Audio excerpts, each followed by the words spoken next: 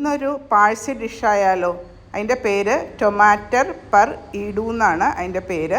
അത് വേറെ ഒന്നുമില്ല, നമ്മൾ മുട്ടയും പൊട്ടറ്റോ ഒക്കെ കൂടെ ചേർത്തിട്ടുള്ള ഒരു വെജ് ഡിഷാണ്. അപ്പോൾ ഈ നോയമ്പ് സമയത്ത് നിങ്ങൾക്കിത് ഉപയോഗിക്കാം. അപ്പം ഡിഷ് ഉണ്ടാക്കാനായിട്ട് നമ്മളൊരു പാനിൽ കുറച്ച് എണ്ണ ഒഴിച്ച് കൊടുക്കുക. എന്നിട്ട് അതിനകത്തോട്ട് നല്ലോണം സവാള വേണം ഇതിന്. അപ്പോൾ ഒരു 3 സവാള ചെറുതായിട്ട് അരിഞ്ഞത് നമ്മൾ എണ്ണയിലിട്ട് ഒന്ന് നല്ല ബ്രൗൺ ആവുന്ന വരെ വഴറ്റിയെടുക്കാം. അപ്പോൾ സവാള ഇങ്ങനെ മൂത്ത് വരുന്നുണ്ട്. അതിനകത്തോട്ട് നമുക്ക് ഒരു 3-4 പച്ചമുളക് ചെറുതായിട്ട് അരിഞ്ഞതും കൂടെ ഇട്ട് കൊടുക്കണം. ആ പച്ചമുളകും സവാളയിൽ കിടന്ന് നന്നായിട്ടൊന്ന് മൂത്ത് വരട്ടെ. ഇപ്പോൾ സവാളയൊക്കെ ഒരു ലൈറ്റ് ബ്രൗൺ ആയിട്ടുണ്ട്, മൂത്ത് വന്നിട്ടുണ്ട്. ഇനി അതിനകത്തോട്ട് നമുക്ക് 3 ടീസ്പൂൺ കാശ്മീരി ചില്ലി പൗഡർ, നമ്മൾ പച്ചമുളക് ചേർത്തിട്ടുണ്ട്. അപ്പം ഒരു കളറിന് വേണ്ടിയിട്ട് നമുക്ക് കാശ്മീരി ചില്ലി പൗഡർ ഇട്ട് കൊടുക്കാം. ഒരു 3 ടീസ്പൂൺ കാശ്മീരി ചില്ലി പൗഡറും ഇട്ടിട്ട് അതിനെ നമുക്ക് ഈ സവാളയിൽ കിടന്ന് നന്നായിട്ടൊന്ന് മൂത്ത് വരുന്നവരെ വഴറ്റിയെടുക്കണം. ഇത് ഇനി മുളക് പൊടി ചേർത്ത് കഴിഞ്ഞാൽ മീഡിയം തീയിൽ വഴറ്റിയെടുക്കുന്നതാണ് നല്ലത്. എന്നാലാണ് അത് കരിഞ്ഞ് പോകാതെ നമുക്ക് വഴന്ന് കിട്ടുകയുള്ളൂ. അപ്പോൾ മുളക് പൊടി നന്നായിട്ട് മൂത്ത് വന്നിട്ടുണ്ട്. അതിനകത്തോട്ട് നമുക്ക് ഒരു 1/2 ടീസ്പൂണോളം മഞ്ഞൾപ്പൊടിയും അതിനകത്തോട്ട് ഇട്ട് കൊടുക്കാം. അതിൻ്റെ കൂടെ തന്നെ 1 ടീസ്പൂൺ ജീരകം പൊടിച്ചത്, അതായത് നമ്മുടെ നല്ല ജീരകം പൊടിച്ചതും കൂടെ ഇട്ട് കൊടുക്കണം. ക്യുമിൻ പൗഡറും കൂടെ നമുക്ക് 1 ടീസ്പൂൺ ഇട്ട് കൊടുക്കാം. അതും ആ മഞ്ഞൾപ്പൊടിയും ജീരകപ്പൊടിയും അതിനകത്തുനിന്ന് നന്നായിട്ട് മൂത്ത് വരണം.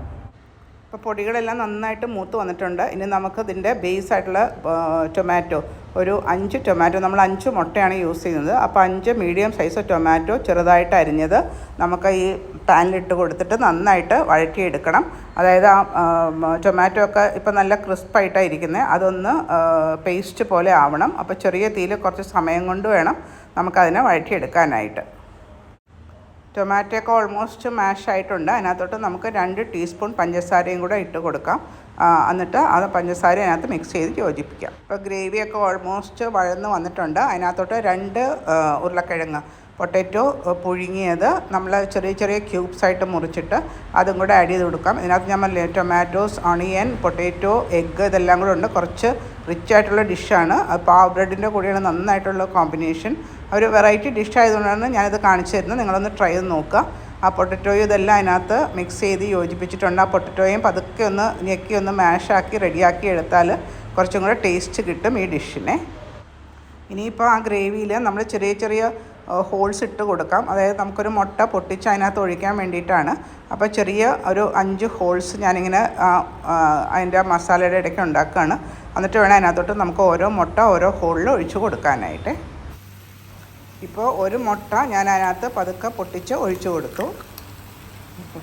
അടുത്ത മുട്ടയും ഇതുപോലെ പൊട്ടിച്ച് ഒഴിച്ചു കൊടുക്കാം. ഇപ്പോൾ എല്ലാ മുട്ടയും പൊട്ടിച്ചൊഴിച്ച് കൊടുത്തു. അതിൻ്റെ മുകളിൽ നമുക്ക് കുറച്ച് മല്ലിയില ഇട്ട് കൊടുക്കാം.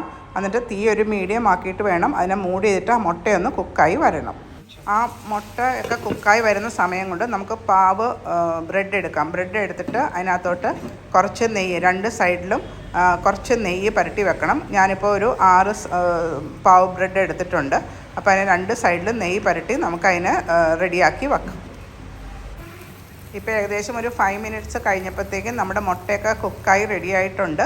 ഇനി കുറച്ചും കൂടെ ഒരു ഗാർണിഷിന് വേണ്ടിയിട്ട് കുറച്ച് മല്ലിയിലയും കൂടെ മുകളിലിട്ട് കൊടുത്താൽ നമ്മുടെ ഡിഷ് റെഡിയായി. ഇനി ഞാനത് സെർവ് ചെയ്യുന്നതും കൂടെ കാണിച്ചു തരാം. ഒരു പാൻ നല്ലവണ്ണം ചൂടാക്കിയിട്ട് നമ്മൾ ആ നെയ്യ് പുരട്ടിയ പാവ് ബ്രെഡ് ഇപ്പോൾ ഞാൻ ഈ വീഡിയോയിൽ കാണിച്ചേക്കുന്ന പോലെ 2 സൈഡും ബ്രൗൺ ആക്കാൻ വേണ്ടിയിട്ട് അങ്ങനെ വെച്ച് കൊടുക്കാം. അതിൻ്റെ മുകളിലും കുറച്ച് നെയ്യ് ഒഴിച്ച് കൊടുക്കണം. എന്നിട്ട് നമുക്ക് തിരിച്ചിട്ട് കൊടുക്കുമ്പോൾ ആ പാവ് ബ്രെഡിൻ്റെ 2 സൈഡും നല്ല മൊരിഞ്ഞ് റെഡിയായി കിട്ടും. അങ്ങനെ എല്ലാ പാവ് ബ്രെഡും ഇതുപോലെ നമുക്ക് ആ പാനിലൊന്ന് ഗ്രില്ല് ചെയ്ത് എടുക്കാം. അപ്പോൾ നമ്മുടെ പാഴ്സി ഡിഷ് റെഡിയായി. ഞാനത് പ്ലേറ്റ് ചെയ്യാണ്. 2 പാവ് ബ്രെഡ് എടുത്തിട്ടുണ്ട്. അതിൻ്റെ കൂടെ ആ മുട്ടയുടെ പീസ് ആദ്യം എടുക്കുക. അത് കഴിഞ്ഞ് ചുറ്റിനും ആ പൊട്ടറ്റോ ടൊമാറ്റോ ഗ്രേവി വെച്ചിട്ട് നല്ല ഒരു ഡിഷ് റെഡി ആയിട്ടുണ്ട്. അപ്പോൾ ഇനി നിങ്ങൾക്ക് എന്താ താമസം കഴിച്ചാൽ മാത്രം മതി. അപ്പോൾ എൻ്റെ ഈ റെസിപ്പീസൊക്കെ ഇഷ്ടമായെങ്കിൽ ചാനൽ സബ്സ്ക്രൈബ് ചെയ്യാൻ മറക്കരുത്. നോട്ടിഫിക്കേഷൻ ബെല്ലും ഒന്ന് പ്രസ് ചെയ്തേക്കണേ.